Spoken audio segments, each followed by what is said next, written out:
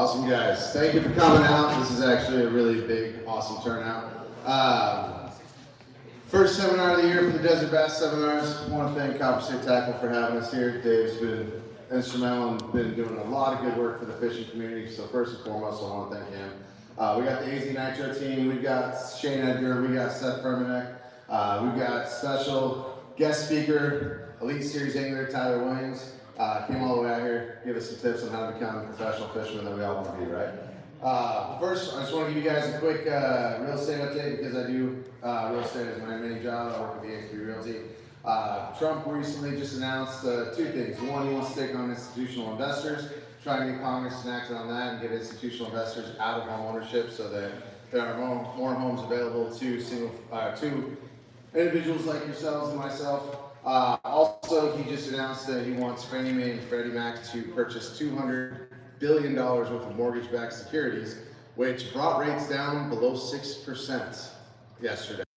That's the lowest they've been in 3 years. So if you're looking to buy a home, sell your house, it's starting to get to be a good time to really get into that and get there before the competition starts heating up. So that's just a quick update I want to do. I've been so busy with work, I actually haven't been fishing since August. I haven't been bass fishing since July, and I haven't taken my boat out since May 30th. It's really bad. So you guys looking to buy a home, sell a house, I'd love to help you out. Get me back on the lake here and there, and I'll take you guys fishing if you want. So first I'm going to have Gary come up and talk. He's going to give us a lake report for Bartlett, tell us how things are going, and we'll get this going. A few words from David? Okay. Okay.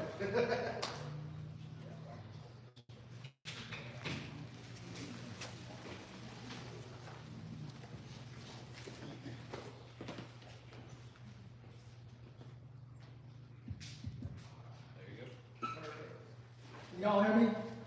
Hey, listen, welcome to one of our seminars, Desert Bass Fishing. Matt and I and Daniel have been traveling around, and we do these at different sporting goods stores all over. I travel some by myself out west, all the way to Sun City, so I might catch some of you here from Sun City and stuff, Peoria. I do a lot of small fishing groups now, out in Estancia and places like that. So I try to keep up my videos for you guys to learn about the newest thing. But let me talk one thing about smallmouth fishing. Joe Michaels and I started a program asking some of our sponsors to chip in some money and stuff. So we were able to, I just added another 1,000, Joe. So we're up to about, we still got 11,000 in our bank account after Game and Fish. We started with 16,500. We have 55,000 smallmouth, 3 inches that went in on June 7th, okay?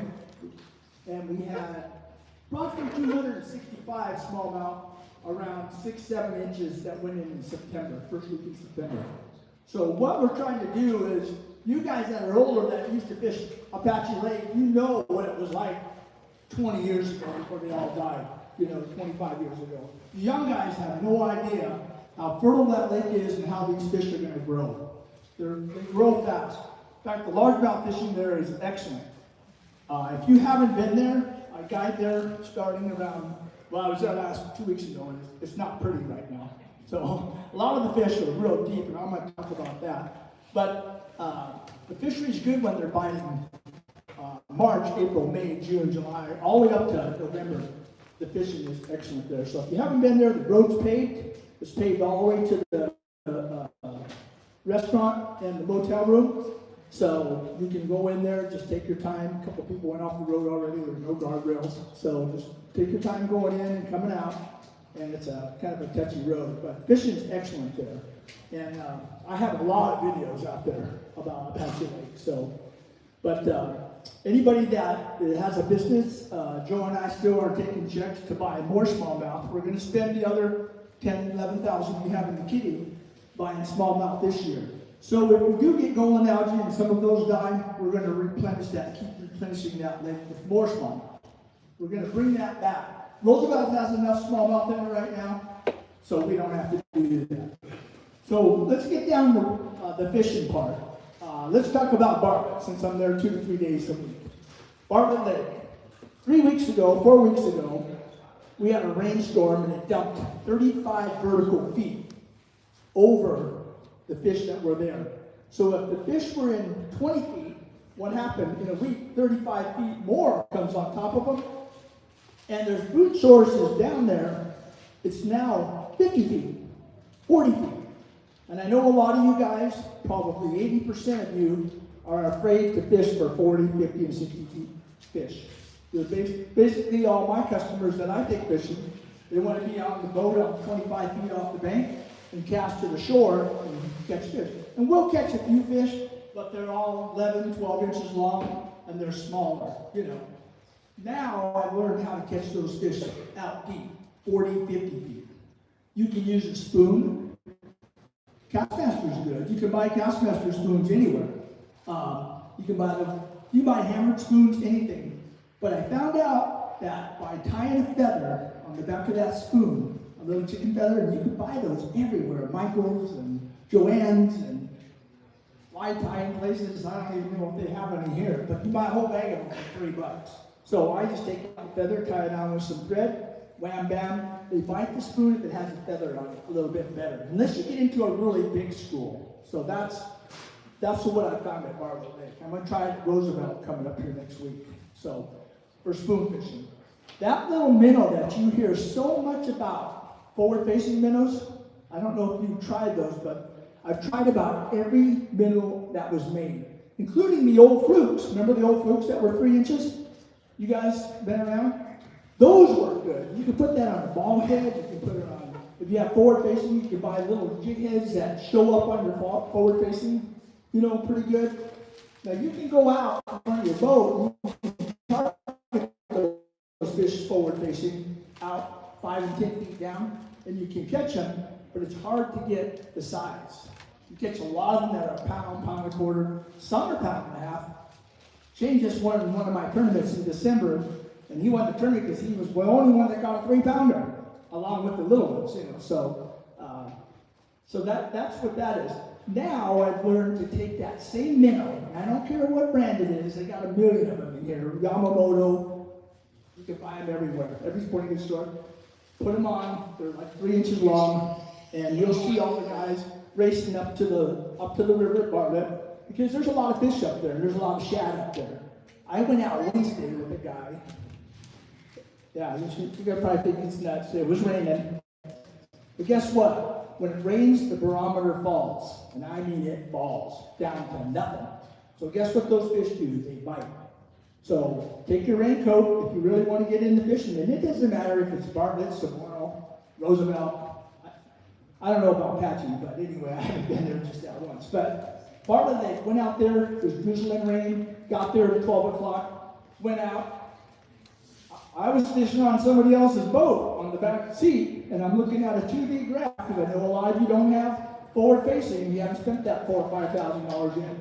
I'm looking at a hummingbird with mega down imaging on the back, and I'm going, hey, stop. Look at all these fish down here in 40, 42, 45 feet, down deep. He goes, oh, wow. He says, well, I've never fished that deep. I said, well, you are now. Stop the boat. So he stops the boat, drops the trolling motor, and I said, just use your forward facing. And he's got forward facing, but he doesn't really run. He just got it. It's a brand new boat. So I was out with him, helping him. So I put the minnow on, saw the fish down there. I could see them on the 2D ground. I could see them down there, 42 feet. And they were just a little bit off the bottom. So we got that minnow down there, 3/16 ounce, dropped it down there. All I did was just kind of shake it a little bit like this, maybe real slightly. I'm not jerking it like a spoon. You don't want to do that now because it's just too much action for fish. So throw it down, let it go down there, shake it a little bit, maybe pull it up a little bit, drop it back down. If you feel the slightest tick, I mean, it's so slight, you better be using a really light rod. I mean, I was using one of the tattooers here. I got a couple of tattoos from this place. And for the $119 you pay for those rods, they're really sensitive. It's a medium or medium light with a very fast tip. So get something, and you know, Matt and I always preach at our seminar, buy the rod that's good. You can put any reel on there you want, any reel. So this, you know, this was happened to be a spinning reel. Drop it down, you know, and I use braid. 15-pound braid, and I don't care what brand you use, and then I put a leader on it, 3/4 foot leader, and I was using 10-pound fluorocarbon. So drop it down, just kind of slowly. Within 5 minutes, I already had one on. We caught 7 fish in 2 hours. It's not great, but we caught 7 fish, and I just left the marina, the main launch. I didn't even go to the river because it was raining. We didn't even get wet. I looked straight across the lake, then we went over to Rattlesnake, but we were a football field off the shore. Just go out there and try it. Look around. Whether you have a 2D route, you'll see all the fish down there. I believe 90% of all the fish in Bartlett are in 40, 50, 60 feet of water. Okay? And you'll think, when you get out there, you'll think, yeah, he's right. They are down there. Well, guess what? The shad's down there, so they got their food source down there, so they're not going to bite that good. But when you catch one, 7 of the 10 fish we caught were over 2 pounds. Now, how many of you, let me raise your hand, how many of you people out there that fish Bartlett, have you been catching 2-pounders? Have you been catching more than 5? 4 or 5, right? Give it a try, go out there, drop it down, and I'll be at Roosevelt, I'll file another video there coming up next weekend about this. I just put a video out, Bartlett, dropping that minnow down and working it. So, give it a try. If you don't try, you're not going to gain anything. So, you can go anywhere on the lake out there and you can find them. There's not one area. Just go out 40, 50 feet, and they will bite. But they bite just like the shallow fish. They don't always bite. So give it a try. I'll be hanging out. If you want to talk to me later, you can. And I'll explain it in a little bit more detail. All right, thanks. We got a lot of speakers, so we can keep going. Hey guys, just let you know, guys watching online, live stream, if you use code S, as in Sam, EM20, you get 20% off, use it online. Next speaker up, Mr. Matt Shura, former state record holder, bass, I can't even wait. Thank you, Seth, appreciate that. Just have some quick fishing reports for you. I've been fishing Roosevelt, San Carlos, and Apache, and here's my Roosevelt report. It's the worst I've seen the fishing in a long time. Ever since that last big storm we had, not the one we just had, the spoon bite was really going well. My buddy Steve Fauch went up there and caught over 80 fish, 30, 35 foot of water on the spoons, and that bite was going real strong. Johnny Johnson actually did a show on it as well. It'll be airing here real soon. But once that water stained up and got muddy, that bite really shut off. And we had a 110 boat tournament there a few weeks ago, and half the field didn't have a limit. 8 hours of fishing, 2 tournament fishermen fishing all day. There was 32 zeros. So it's been real tough. So I snuck over to Apache, and I went out with Dash Dawson. Anybody knows who that is? He's a 20-year-old. I call him a kid, but he's a really good fisherman. He's friends with some really good fishermen back east, and he gave me a lesson on that light scope and the forward-facing sonar. And we ended up catching two right around 6 pounds, one almost 4, and another 3, and several other 2-pound fish. But you really had to see them. They're just kind of suspended in that 5 to 15 foot. He was throwing jerk baits and Nico rigs and that kind of thing. So had a pretty good day there. That was fun. And we just got back from there yesterday with 15 to 1,700 Christmas trees they're dumping in the lake. So lake's just gonna take off even more than already looked. And San Carlos, a lot of people are trying to keep it a secret. It's very hard to launch. If you've never been there, it's a little different. It's just a dirt launch. The lake's way down, but we're catching good fish. We caught a 4 and a 3, and had my buddy had one a little over 7 crankbaits and Texas rig craws and jigs worked for us. We only caught 10, 11 fish, but some really nice fish. It's awesome. But real quick before I go, that tournament at Roosevelt, I just have to tell this story because in over 30 years of tournament bass fishing, this has never happened to me. And a lot of times people ask me, "What do you think?" It's like now I'm asking every day, "Well, what do you think?" Which was kind of interesting. So I'm fishing Roosevelt, and the fish we are catching are few and far between, but a lot of them are real good fish. 3+ pound fish on deep crankbaits. We're digging the bottom, rod tip down, just digging the bottom with 6XDs, DD22s, bigger crankbaits. And we had a 3-pounder already, or we had a 4-pounder, and I cast my line out. You make long casts and just grind the bottom. And all of a sudden, I felt, I swore I felt a wiggle. And if anybody's ever caught fishing line, it can fool you. And I bring my crankbait up in the line. I figure I'd just get the line out of the water because that's where I cast at. And on the end of it's a fish over 2 pounds with a squirrel crankbait hanging out its mouth. So it's a 2 1/4 pound fish. Our smallest fish in the live bowl is 1 pound. So that would have given us an extra pound on an already very tough lake where half the field, like, again, didn't have a limit. And I didn't know whether to keep it or let it go. What do you guys think? Keep it? Let it go. I didn't know what to do at all. And there was another boat saw us too, which shouldn't make a difference, but I let it go. And I was wondering if I should have kept it or not. I texted the tournament director and he said, "Oh, that's legal catch. You know, you caught the line, you caught the fish." That's what the tournament director said. I asked a couple other tournament directors and they said no. So I thought it was an interesting situation, and it would have put us in the top 10 in that tournament, but I think I did the right thing. I don't know. But Seth, come on up. But that's my fish recourse for you, and we appreciate you guys coming. Thank you. That's the story. We had a 3-pounder. And he tied that crankbait on and caught a 4-pounder on that crankbait. And that's what I was trying to say. But real quick, my main sponsor, Fish and Roofing, they got $200 worth of gift cards to give out for you guys. I just want to thank them for all the support and give them a chance at your business if you would for any of your roofing needs. Thank you.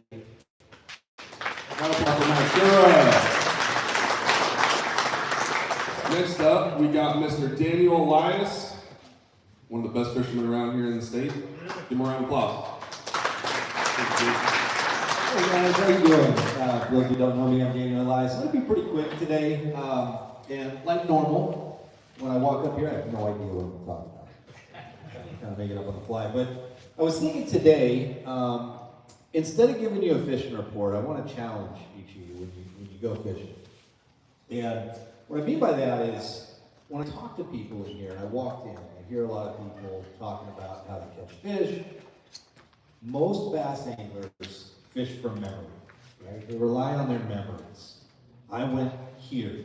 I went to that point. I fished this code. I threw that bait in that color. So they go do it again. Doesn't matter the time of year. Doesn't matter the conditions.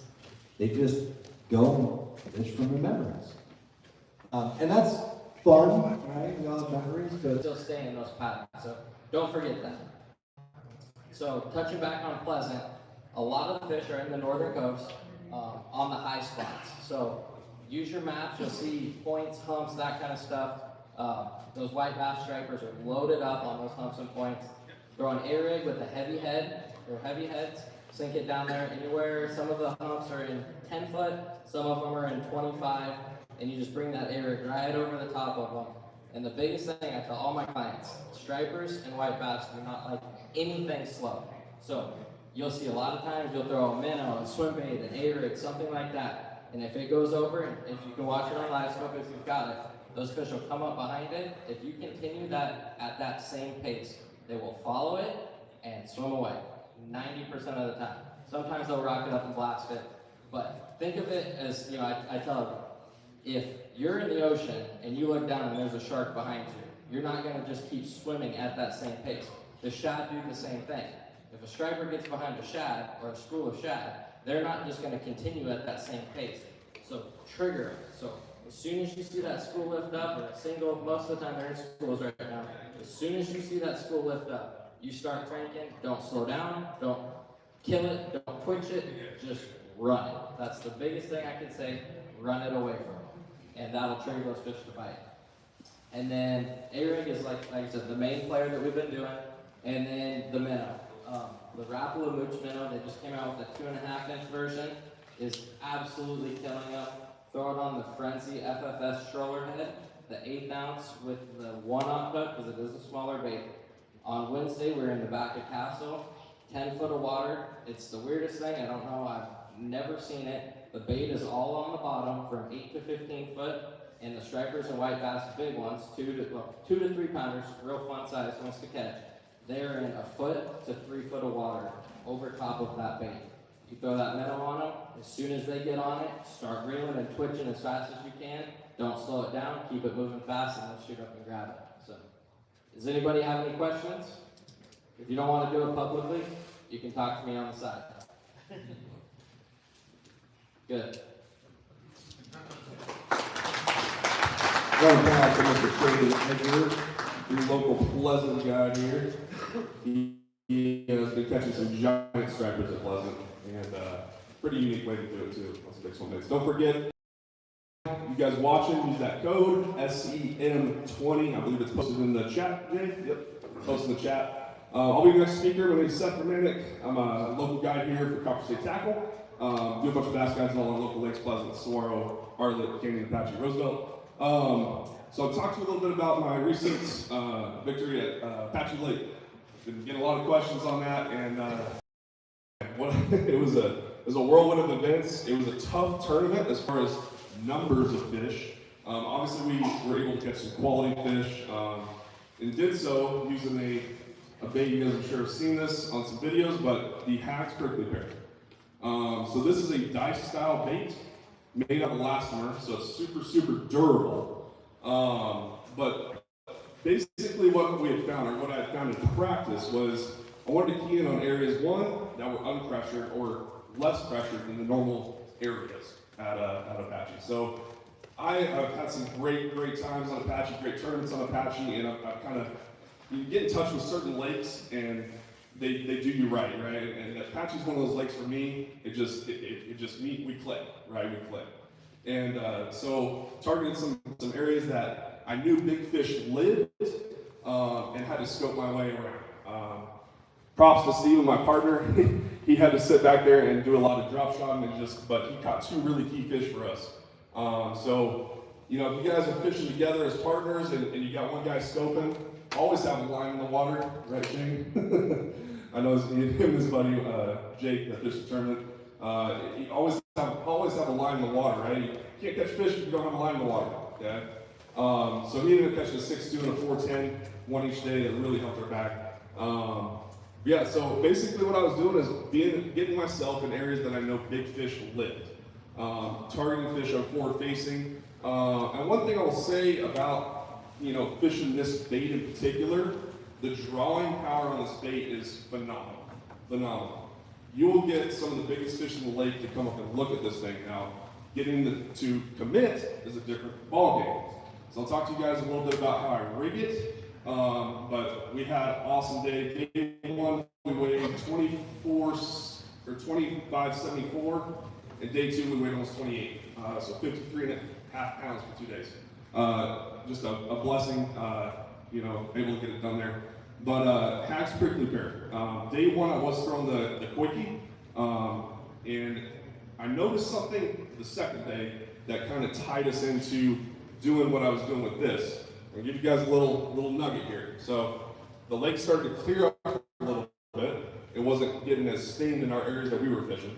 It started to clear up. So I knew I had to change, especially on early day one. I started to notice the fish's attitude towards that certain color was different than day one. So what I ended up doing is taking the Hack's prickly pear, green pumpkin, the disco, right here, and I dyed the tips chartreuse. So bluegill-esque, right? I noticed immediately when I did that, because I'm always experimenting, trying to figure out what's going to get these fish to commit, right?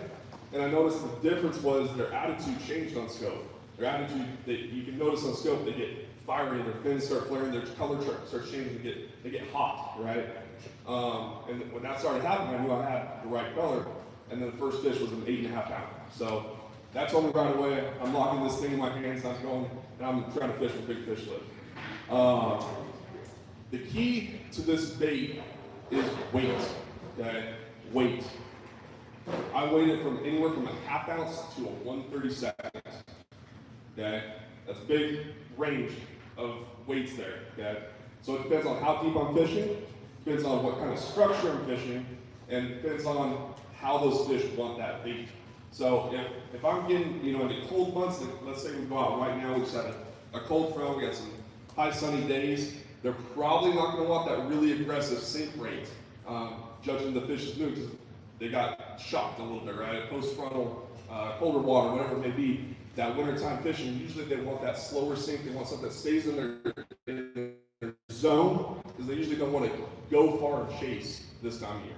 So I'm using something light, like a 1/32 or a 1/8 ounce, something really light that's gonna sink really, so you gotta be really patient with this bait, really, really patient, but it does pay off because I would say probably about 60% of the fish that it gets in front of bite that bait.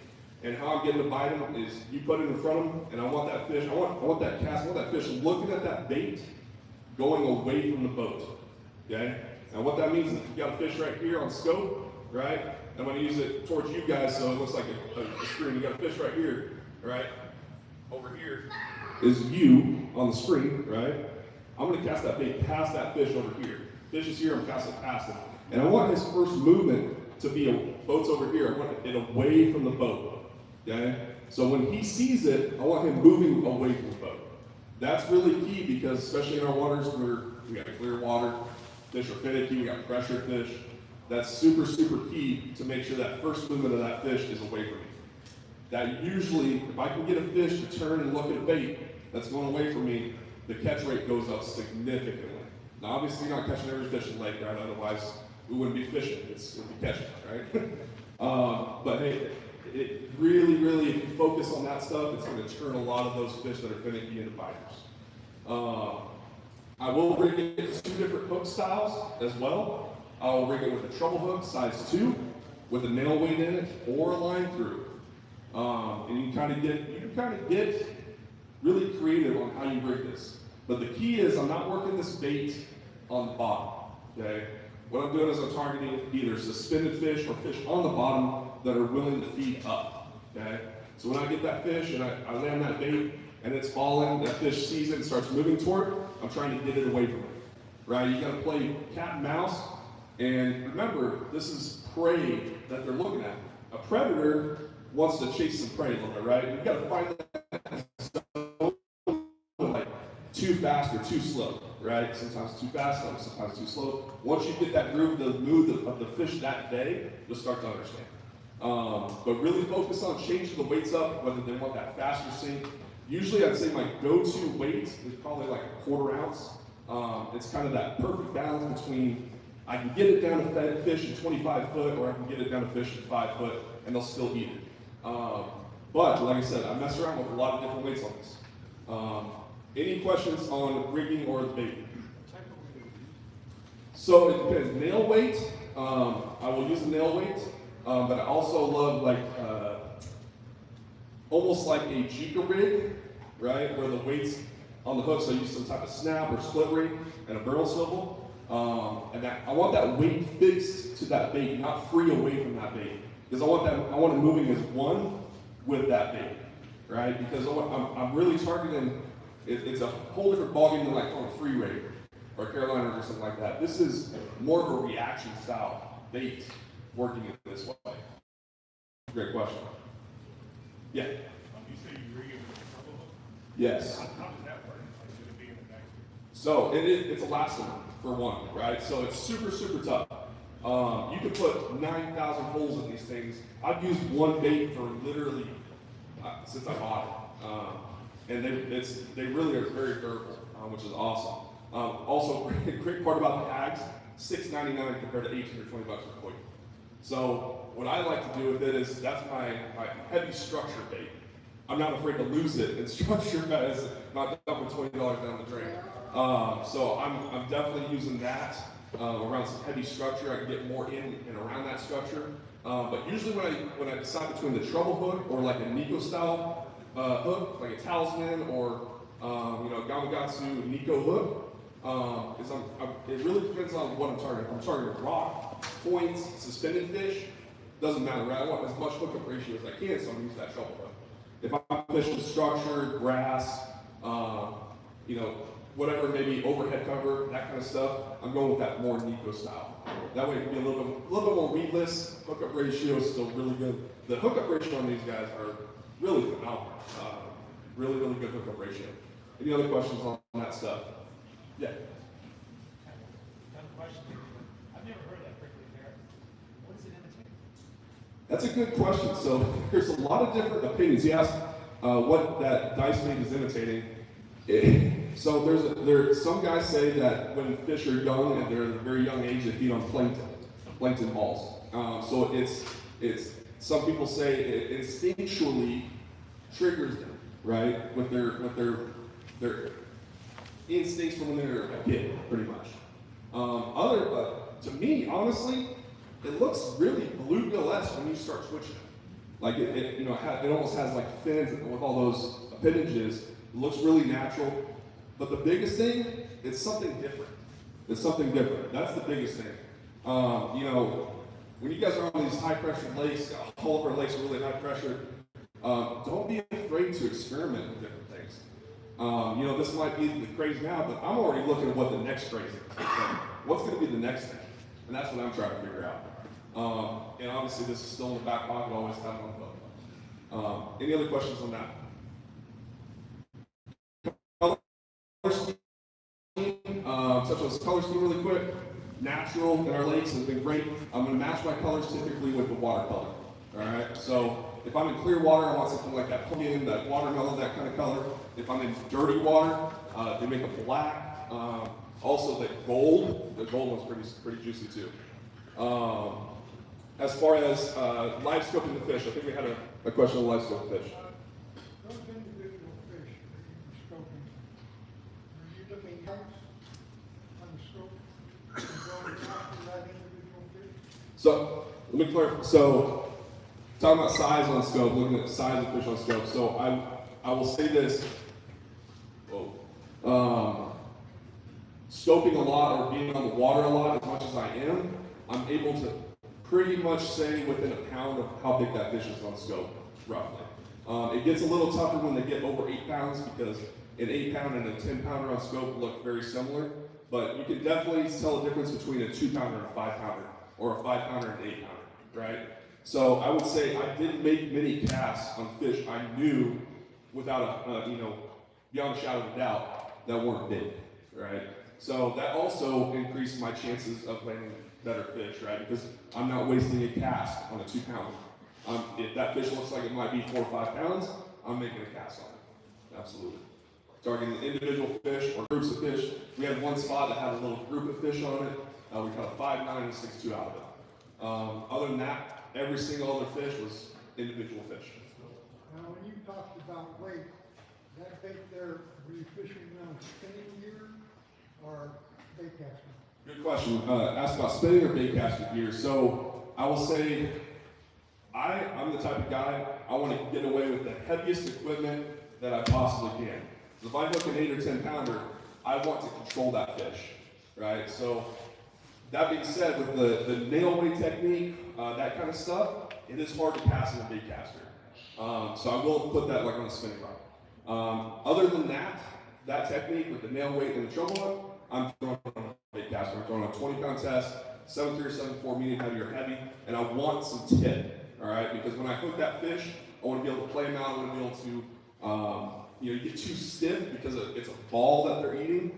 You get too stiff, that ball kind of jerks out of their mouth. You want to make sure they get it, that hook, that Nico style, or that treble hook grabs their lip. Kind of like a crankbait in a sense, but I'm not using like a glass rod, I'm just using a soft rod. Any other questions on that? Yeah. You said you're trying to get them to move away from the boat. So have you had it where they won't move out of structure until you get the bait over the top of the structure and then they'll start moving on it? Is there anything you do to turn a follower into an eater? Or? So I'll tell you this, good question. Talking about structure and fish and not wanting to move away from it. So in forward face, I'm going to give a quick overview because I don't want to take too much of Tyler's time here. But quick overview. Fish are going to feed typically either up or down, right? They're going to feed either adjacent to cover or they're going to be willing to chase down, right? A lot of it depends on the time of year, but like right now, they won't go far to eat something. So if I get a follower, a lot of times if he follows it for 5-10 feet and he doesn't eat and commit, I'm reeling it in because I don't want to pull him off that structure too far from his home and I don't want him to see the boat. Okay, so if I'm out there 50, 60 foot, he doesn't eat it after 5-10 feet working it in, I'm burning it in, I want to away from it. I want to see that I might throw a different color, might throw a different bait, something like that. Because usually, and I will say this too, on this bait, usually when you make beat casts, and when I say beat casts, I take my time. I want to line up, I want to make sure I'm making the perfect cast because they hear that splash and they know. They know these fish know, especially the big ones, they know. So I'm trying to make the perfect cast on the first cast. And usually, I'd say 99% of the time, it's on the first cast when they come in. It's never a repeat. The only time I've ever gotten repeating on this is when there's multiple fish and they're really fired up. But I'll say this bait is also not a fish catching bait. It is a fish catch, it's a big fish catching bait, but it's not a bait that I'm gonna go catch 30, 40 fish on at all. You can expect a good day with this is 10 to 15 bites, but they're gonna be good ones. I can count on 2 hands how many fish under 3 pounds are caught on this. So it's one of those kind of baits where you gotta lock in the hands and go for big fish. Any other questions? What size hook? Size 2 treble hook on the treble hook method with nail weight, and then a size 4/0, or I believe in the Yamagata it's a 1/0 for the Nico stop hooks. You just pushing the eye of the treble hook through it and then tying it that way, or how you? No, so I'm actually hooking it through one of the hooks. So I'm skin hooking it. That's the other mistake that a lot of people make with this bait, is you want to skin hook it. You do not want to push that through the middle of the bait. It's a elastomer, okay? And I want as much of that hook off that bait as I possibly can get, so I get that good hookup ratio. Good question. Any other questions? Good? With that, I'm going to go ahead and introduce our next speaker, Mr. Bobby Bakewell. Where you at, Bobby? Welcome, Bobby, here to Florida. From Florida, Bobby. Hi y'all, I'm sure a lot of you don't know who I am because I'm from about 30 hours away from here. I was born and raised in Orlando, Florida. We just opened a shop in Florida. I got you. And yeah, sweet shop, helped open that, and super stoked to have this awesome family on that side of the country as well. But I'm just going to tell you all a little bit about my story real quick and then dive into a couple techniques I'm very passionate about. But I've been fishing my whole entire life. I fished the Bassmaster Opens, was fortunate enough to win an Open on Lake Martin in Alabama and fish the Bassmaster Classic last year. It was truly a dream to come true on Ray Roberts, not too far from here in Texas. And it was a lot of fun. This year I'm fishing the Major League Fishing Pro Circuit and the Bassmaster Opens as well. But, and then I got to fish here for a couple days, got to see y'all's pressured bass around here. Did not catch a lot of fish, but saw some absolutely insanely giant ones on forward-facing sonar. Felt a lot like home for that reason. Florida is one of the most pressured states in the country as far as fishing goes. Everybody hears about big bass in Florida, and we do have some big ones. Some of the lakes are a little overrated, but some of them are truly special. But with them being so pressured, tackle shops like this one where they have all kinds of crazy baits like you've never seen before, those baits actually do play. Like Seth was just talking about, he's holding up a dang sea urchin looking thing that actually catches bass. Pretty crazy to imagine. But when these fish are as pressured as they are, baits that are off the wall like that oftentimes do make a big difference. One bait that I'm truly passionate about is a big live bait. I was kind of one of the first guys in Florida to start using forward facing a good bit. In Florida, deep water for us is like 10 feet. Like if you got 20 feet in the lake, it's a lot. It's an abnormality. But so scoping in that shallow water is a little different. It's a little harder to grasp. You got to have your stuff dialed to be able to see the caliber of fish that I'm seeing in the shallowest water. As we fish sometimes, I mean, oftentimes you're fishing in 2 foot, 3 foot, very shallow. But we have a lot of big forage around where I'm from. We have a lot of gizzard shad, a lot of shiners, a lot of big brim. So live bait fishing is something that I kind of incorporated into my arsenal and have caught a lot of giant bass on it. I've got multiple double digits doing it, and you can do all kinds of things on it. You can weight them down to 30 feet of water. You can work them along the top of the water, work them along. We were doing it a little bit around bluff walls, and we went to Saguaro the other day, and it's a very deadly form of fishing. Every single fish that you throw out with a live bait is going to look like it. Very small percentage of them will eat it. I'm not going to sugarcoat it, but a bait, when they're not looking at anything else, that's the Hail Mary. That's what I do. My typical first approach is going to be a jerk bait. I've made a lot of money on a jerk bait throughout my whole career. I'm very my confidence bait. And my personal preference is the Yozuri jerk bait. Big fan of it. They just came out with the Pro Series. It has some sweet color schemes, some basketball hooks. even has a couple where it has an iridescent bill on it that they patented. It's a little different. In places, especially like where we were at in Saguaro, we saw some absolutely giant ones that just didn't have any care in the world about what we were going at. So little differences like that sometimes can trigger those fish into biting. I do throw a jig a lot too. My dad makes a jig that's very similar to Tyler Williams' jig. It's an Arky style jig. Like I said, we have a lot of brim where I'm from. It's a lot of dark tannic water, so a lot of the darker colors plays a lot. I like throwing a darker glide bait for that reason as well. I shot a video this morning on glide bait. Had a gentleman ask me questions on it, but it really depends on forage. Once again, not gonna act like I'm a professional Arizona fisherman. I fished here for 2 days, and there is some big old bass here. I was very impressed by that. A lot of places that I fish around the country, there's not the caliber of fish that y'all have in the state. But I would definitely recommend adding a glide bait to y'all's arsenal. One of the little things Seth was talking about, hooks and stuff like that you can dive into. I personally prefer quad hooks on there. I don't know if y'all are familiar with it, but instead of just a normal freestyle treble hook, I use a 4, and it even has swiveling hook hangers on it as well. Big fan of that. That big bait, they can come up shaking their head and throw it off a lot of times. But yeah,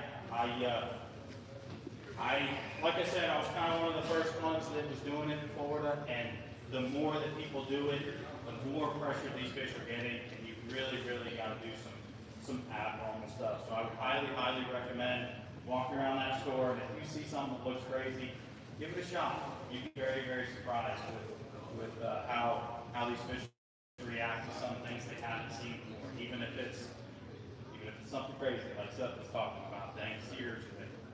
But I won't hold you all up. If you have any questions for me, either publicly or privately, don't hesitate.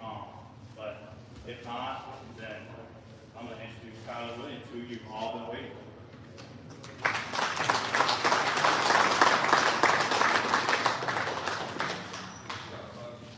How we doing, guys? Give me a fancy microphone. I don't know which one to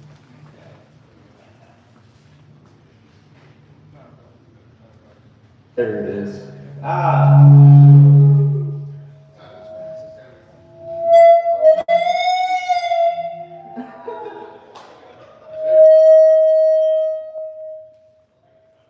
We good?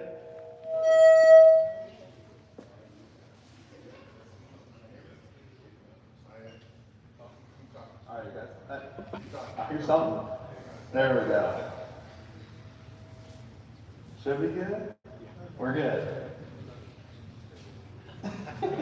I'm moving around.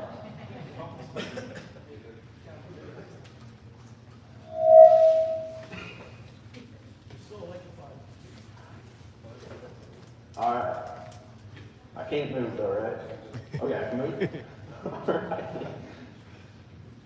So, I was gonna start. I had something I was gonna say, and then this all happened. I got no clue. But flew here, got on a flight for the first time. Never flown in my life. Flew to Arizona, so I don't really like being in the air. Fat guys on elevated surfaces, just not a thing for me. But we made it here. We went fishing a couple days on Lake Saguaro. I don't know how to say it, but Saguaro, yes. But it was fun. That place has some giants. I will say, if you guys can catch them, you're really good fishermen, you probably should be up here. Because I didn't catch too many. But I tried to throw a jig at them. I'm pretty stubborn when it comes to fishing a jig. And I guess, I don't know if it's that time of year or what, but I was this close a few times. I get a bite, the giant on, break it off. I was like, this is how this is going to go, huh? But it's a fun trip. I can't believe how breathtaking it is here because, like, I come from Maine, so we've got some cool, like, mountainous, things like that, but it doesn't have the twist here. Like, the cactuses, I wanted to touch one because I didn't think they were real, but I know better. But it's a pretty crazy place. It was very unreal. But it's been a cool trip. It's one of those things that I never thought I'd be here doing this, especially with fishing, and it's kind of just taken off, and I'm so happy to be here, you know what I mean? It's a really cool thing. But that lake, you go out there and we'll be fishing, and you get kind of, like, the fish don't bite the greatest sometimes, and you get mad and you look around and it's just beautiful, and I can't believe it even exists. There really is a gem here. And then the fish are huge in there when you do actually get one to bite. But we weren't fortunate this time. Usually, I've got enough tricks with a jig that usually I can make something happen, whether you're hopping it, swimming it, playing with it, swimming it, letting it fall, and all this stuff. And it just didn't happen this time, but it was this close a few times. And usually whenever I go in the country, I can find a way to make it work. Like, I'm probably the most stubborn angler when it comes to that. Like, if I'm not working on this part of the lake, I'll go to this part of the lake and try to make it work somewhere. But there wasn't another part of the lake to go to, I guess. But no, it's pretty cool. I figured as I go to, if anybody has any questions, just shoot them at me, because I'm kind of an oddball. We're from Maine, moved to Missouri, and here in Arizona, and fishing the Elite Series and doing all that stuff. Moving all over, but it's a pretty cool thing where it's taking me. It's taking me all over the place. This is the farthest west I've ever been. It's I don't know how to describe it. It's what I thought Texas would be. But no, it's a really cool place. We, I don't know, flew in, just being in the air, you didn't really notice. You could kind of see where it turned from snow to brown, but you didn't see the rocks and everything that you see with your eyes. So it's pretty crazy, but I don't know. Fishing wise, I'm so taken with everything around here that it's hard to even focus on fishing, if that makes sense. It's been it's just a really cool trip.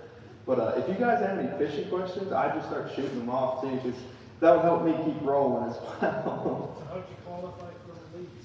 So, yeah, the elites. I got in through the opens. I fished the opens 2 full seasons, and my first year I had no clue what I was doing. I was a kid from Maine, went down south, seen things I'd never seen before. And I didn't do so well, but then something in the second year kind of clicked when I learned like brush piles exist, and I can kind of fish like isolated targets and things like that offshore, and kind of having to myself, kind of just, I like running and gunning, and the way we fish in Maine is like offshore rocks, kind of a little bit like where you get those rock piles and things, and I kind of got my groove, and then I was really fortunate. I top 10 the last 4 out of 5 and won one, and then it was like one of those magical things where I just ended up in the elites, and it's been history ever since. It's really cool. But super lucky that happened and the way it worked out. It was awesome. So are you part of the 10 rookies for the year? It was 10 rookies.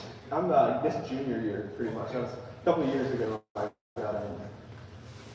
What would you say has been the number one key for your success? Where you're at? The number one key for my success is probably not listening to people, honestly. And it's hard when I'm the person talking and everybody's listening to me, but I just kind of find my own thing and go do what I'm good at, you know what I mean? Kind of go find what fits in. And anytime I get thinking about what I'm supposed to be doing at a lake, or like what historically has worked for others, like I just start spinning out, if that makes sense. And just kind of having your confidence and build your confidence over time. And a lot of lakes we go to too kind of fall into categories where it's like, okay, so this one's like a brush pile fishery offshore, and then we go to the rivers that are like, those are a little foreign to me, where it's shallow fishing and so muddy, like muddy water, things like that. But I've slowly, as time goes on, start to figure it out and survive some of those tournaments. I get lucky in some, and it looks great on paper, but I'm like, how the heck did that happen? But you just get fortunate in a few, and it works out. What's your confidence base? Confidence base 7-inch jig. That's 3/4 ounce RP style jig, and living rubber, a young rubber flapping hog on the back, which is kind of my go-to. I picked a flapping hog up when I was younger, and it was like the first thing I ever put on a jig. I watched a bunch of YouTube videos, got into fishing. My dad didn't really fish a lot or anything like that, so I was like, all right, I've seen this. I know like there's a lot of crawfish in Maine, stuff like that. Let me try it. And my parents were looking at a camp, and they had a dock out front. So while they were doing their parent things or whatever, I just went out on the dock, and my first cast ever, I threw it next to this log laying on the bank, and I caught a 5-pound bass. I didn't know how to reel it in. I didn't know how to do anything. I caught it, and then ever since I've gotten hooked, and then I started seeing, I like competition, so I got into the competition side and club tournaments, and then it just kind of snowballed into this big giant thing, and somehow I ended up here. So it's really pretty cool. Yeah, so I'll drag it, swim it, hop it. Sometimes I'll shake it as it's falling, just anything I can do. A lot of times, the flapping hog doesn't really kick a lot, and it's my go-to, so I figured out more user input that I can do with it rather than relying on it to do something. Like, basically I have zero expectations to it and make it happen.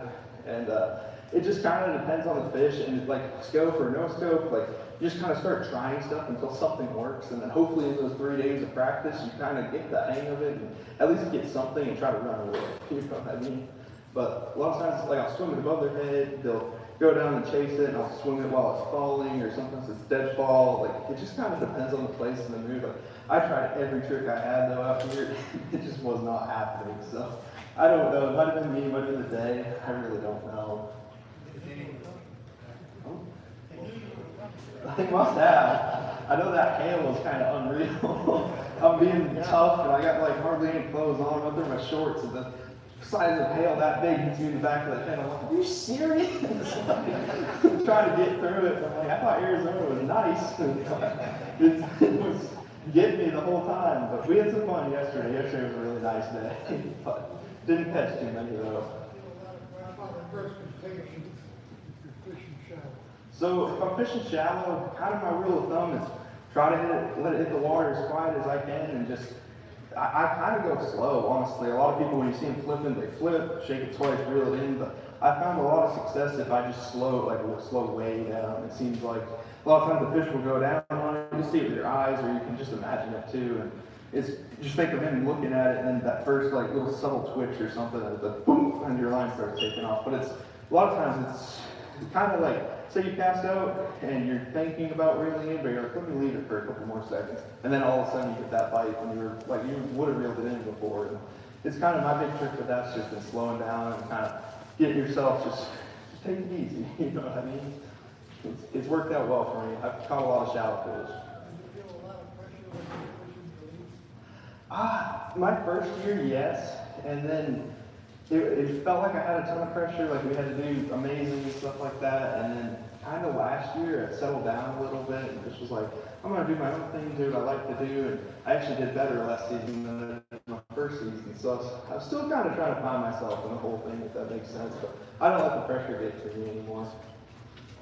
It's pretty cool. So are you looking for the more to the forward sonar and go forward sonar, like to see how that changes up this season? I think it'll be cool. I don't feel as crazy for jumping in that other league now, getting the feel for it coming from a young guy standpoint, because we haven't fished without it a ton. So it definitely was weird to start last season, but I'm like, let's see how this goes. I kind of have a little bit of an idea what to expect, but it's going to be all new to me, so it'll be fun. I think it'll be cool. I hope those are some of the ones I hope I can luck through, you know what I mean? But we'll see. I'd rather be lucky than good.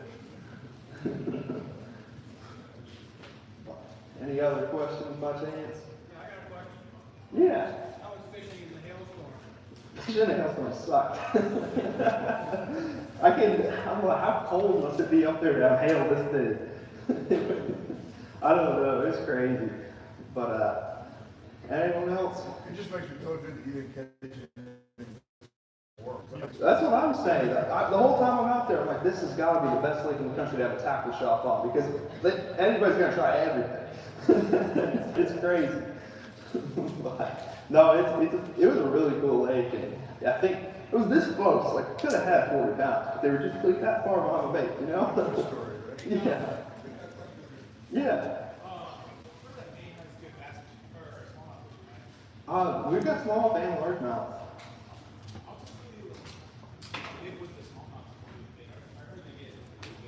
So you got the mountain range that goes through, and Maine's kind of on the other side of the mountain range, and then New York's on one side. And for some reason, Maine, we didn't get the smallmouth like New York did. So New York's kind of known for its like 5, 6, 7 pound smallmouth, but for some reason in Maine, we got big largemouth. And a lot of times it'll take 25 to 30 pounds to win any tournament. And one thing that was kind of cool though is our lakes in Maine are about the size of Saguaro. And you go and it's like, they're not huge, but once you get boats out there, they kind of spread out a little bit. And the fish, they act really similar. They don't react quite as much, but they can also see far, even though they act like they don't see very far. And it kind of felt like I was at home, which was extra frustrating because I can catch the fish at home. And I'm like, why don't these go? But it's always like there's some trick, it feels like, getting to go. And that's kind of how it is. But Maine's got some excellent bass fishing. If you ever get a chance to go up there, if you're on a tourist trip or something, just try to go on a lake one day, because we've got several thousand lakes and they're all good. So it's really pretty cool. And some of them are really easy, and then the tournament lakes are kind of hard, but they've got big fish. So yeah. What's your thought on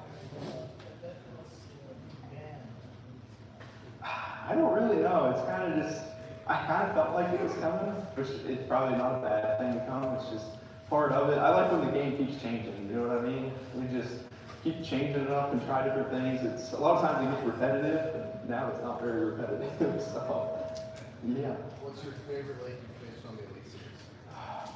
On the Elite Series, probably 10 killer, because my favorite lake in the country is Lake of the Ozarks. That's actually where I moved to, and 10 killer is about the closest to Lake of the Ozarks that we've been. It's just a lot of isolated brush. You can go do your own thing. You're not in anybody's way. Nobody's fighting over any spots. Like, it's just a fun place to go fish a tournament on. It's a really good tournament lake. You like throwing in brush piles?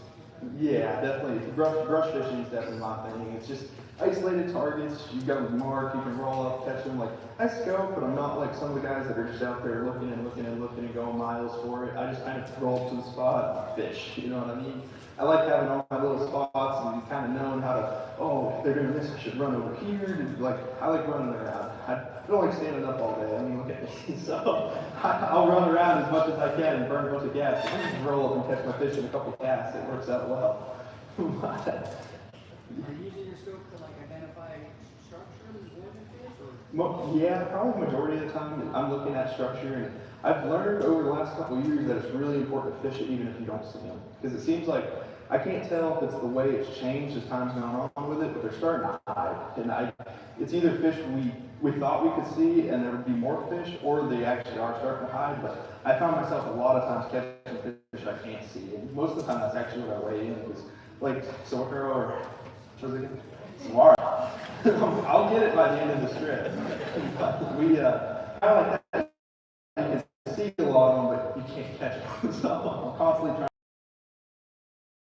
a good spot. Like, I'll use it to try to find where I need to put it, but then go piss off and just fish. Any fun stories from your travels with this series yet? I've got stories for days. Everything's a story. This has actually been one of my fun, like, I call them side quests, and I'm like, this is kind of crazy. I'm still like jittery from the whole trip and stuff, and it's been cool. But now the Elites is kind of, sometimes it'll feel repetitive as we get going, but then all of a sudden there's something that happens along the road that's crazy. Yeah. So Copperstate tackle is really great for us out here. How did they find you? So I was originally with 44 Tackle when he bought the Florida store, and he, it just kind of all worked out the way it happened, and he got a hold of me, and let's do it. I was in no matter what, because it's a tackle store. As big as we are, we still need tackle, so it was kind of cool the way it happened, and then flew us out here, took us fishing. It's been awesome. It's been an amazing trip. So it's really pretty cool. I'm super happy to be here with Copperstate. Then the tackle shop's awesome on top of the hospitality, so I'm really liking it. You had any good Mexican food out here yet? Yes, I forget what the place is called, but I had my first chimichanga. Yeah, what do you say? I gotta go better, somewhere better than The Coyotes. Yeah.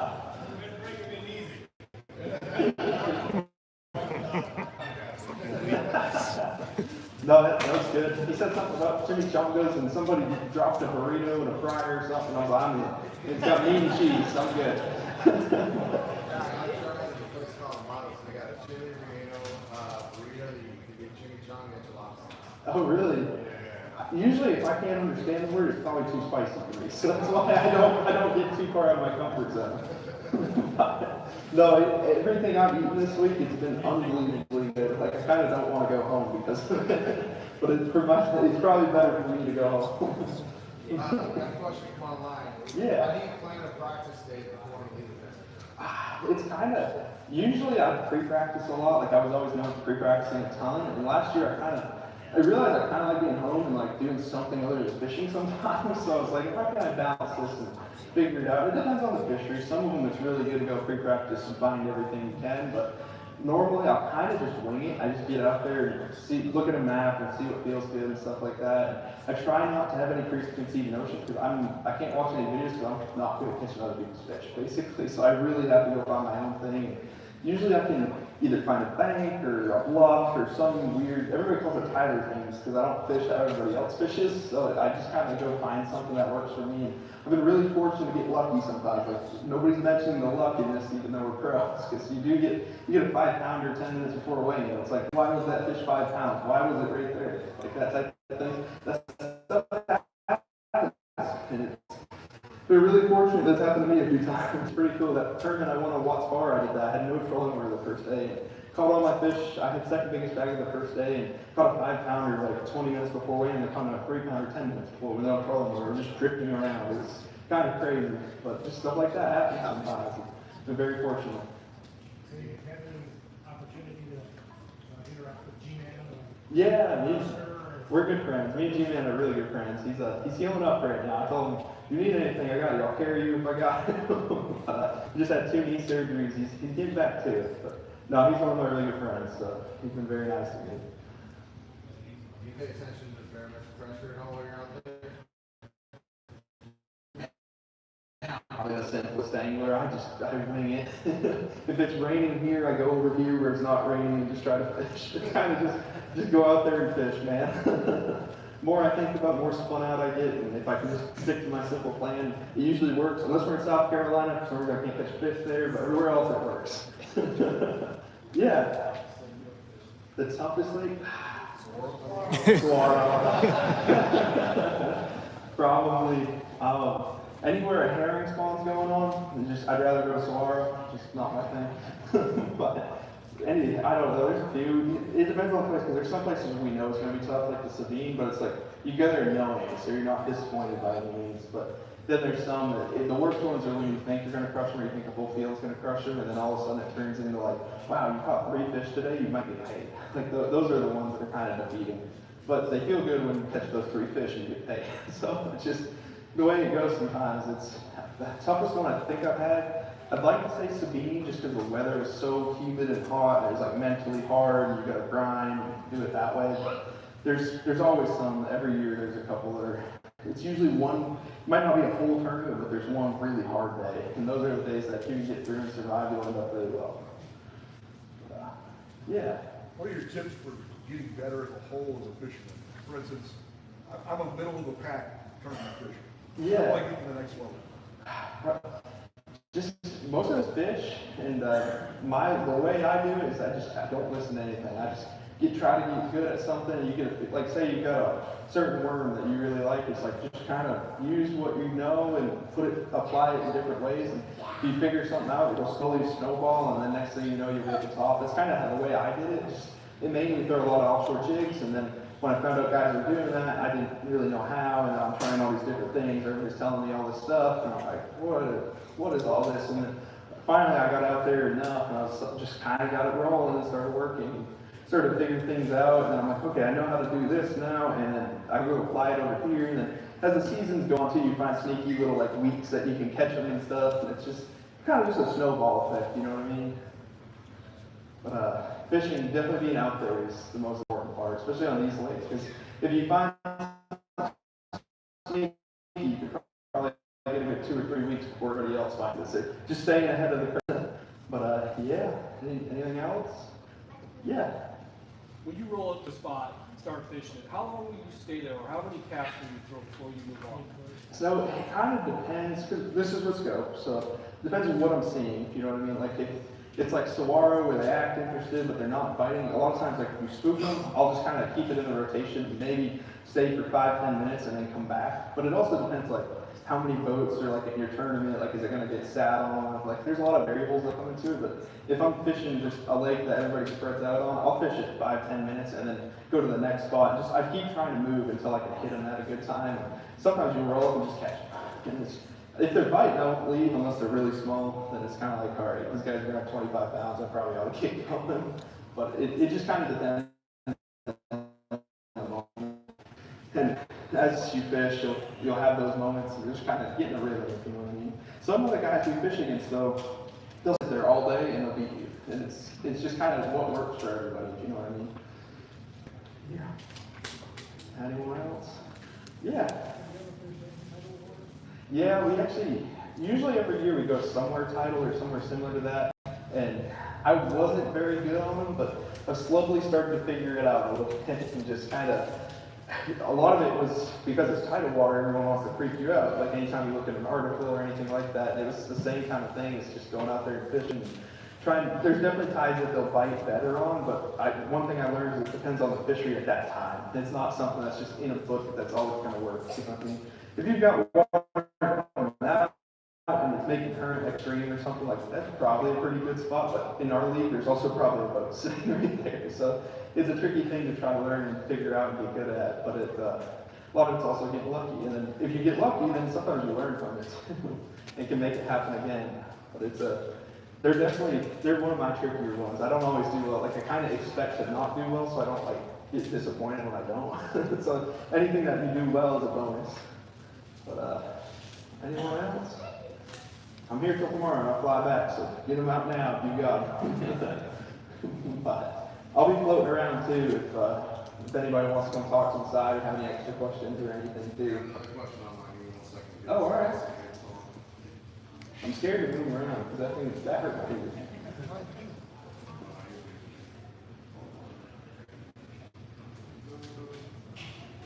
Do you feel less confident fishing both Elite Series and PFL due to loss of scope? I wouldn't say loss of scope. It's more kind of like how I felt. It's just a lot of tournaments, and it's kind of like I like having a week off sometimes, and it was just one to the next, to the next, to the next. And some of the guys, they thrive off of that. I don't do well with it. I like just fishing my 9 or 10 tournaments, maybe some local tournaments, and kind of doing it on my terms, if you know what I mean. Loss of scope is kind of, it did surprise me with how big the weights were sometimes, because you think it would be easier, but then all of a sudden they catch huge bags, and it just kind of stayed the same. And I'm like, wow, I gotta get better at this. But also then sometimes I catch them, and I'm like, how do those guys not catch them? That was easy. So it's tournament fishing, it's just how it goes. Why we all love it, because it's never the same. Should be good. No, I don't know what plans for the rest of the day, but I'll be here pretty much all day. So if anyone wants to come to the side or anything, I'll be around. I'm a big guy. Can't miss me. Probably smiling and giggling.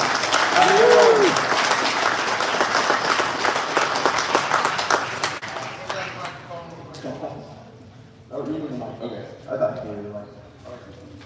No, I have to turn it back up. Oh, mic's still on. Yeah.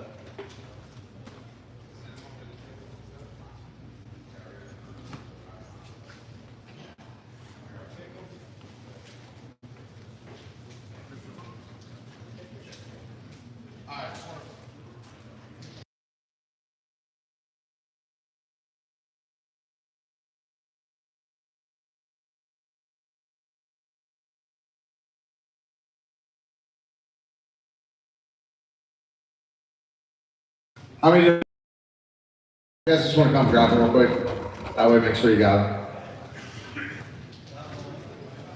Want to do a quick thank you to all of our sponsors for these. Again, first and foremost, the Copperstate Tackle here with David. Let's give him a big round of applause. Everything he's been doing for the Arizona fishing community has been absolutely amazing, so gotta thank him. Want to thank Gates and Welding with Kevin Finley. If you guys don't know him, he's one of the most outstanding men in the fishing community. Hires several fishermen to work for him, which sometimes ends up being a problem when everybody's out fishing tournaments. But if you ever need a good person to talk to, or someone that gives back to the fishing community, Kevin Finley is one of those. I want to thank Efficient Roofing. They're one of our sponsors. We got some gift cards from them. They've been a long time sponsor of the seminars and giving back to the fishing community. Robo Junkie with Boat Details, Bill Kelly. I don't know if you guys know him or not. Bill Kelly, sorry. He does the pretty much the best boat details in Arizona. He's been doing it for 25 years. His attention to detail is unmatched. I don't know if you've ever had a boat detail done by him, but highly recommend it. I've got 5 gift cards for him. He is not a mobile boat detailer. You got to take the boat to his place. I promise you, it is well worth it. Guy's just a stud with it. We've got 5150 Baits that is also sponsored with us. They help us out through Gary Senft. I'm trying to think of all our sponsors right now. It all fluctuates throughout the year, so it's a good time. Oh, Labina Lures, they sponsor us as well. They're great for us. Alright, we got all tickets in, guys? Alright, let's go ahead and start this. Oh, and Zeke here as well. Sorry, Zeke here. They help with the boat detailing and products if you guys want to do it yourself. So. Alright, we're good with the seminars. Alright. Oh, and very important, James Furmanek, AZ Tackle. He works with Leadworks too, but he makes a bunch of weights for us. If you need weights poured at high quality, definitely talk to James Furmanek. He'll sit there. He posts all the time. It'll be like 30 degrees or 20 degrees at Roosevelt. He'll be out there pouring lead. It'll be 115. He's like, yeah, I'm still doing this. Huh? Yep, I said vision. All right, so we're gonna start off. What's this? Who's it from? Copperstate? Okay. So what we'll do is we'll start off with the giveaway. We got Minesweeper Lures as well. He came out to give some back, so let's give a big thanks to him. We'll go ahead and start with this. All right. Looks like we start off with a bunch of zeros on them. So we're gonna do 264. The last three numbers are 264. Right here? All right. Get you a package from Copperstate and James Furmanek with this AZ Tackle. Absolutely. Cool. All right, next one. How much did we get?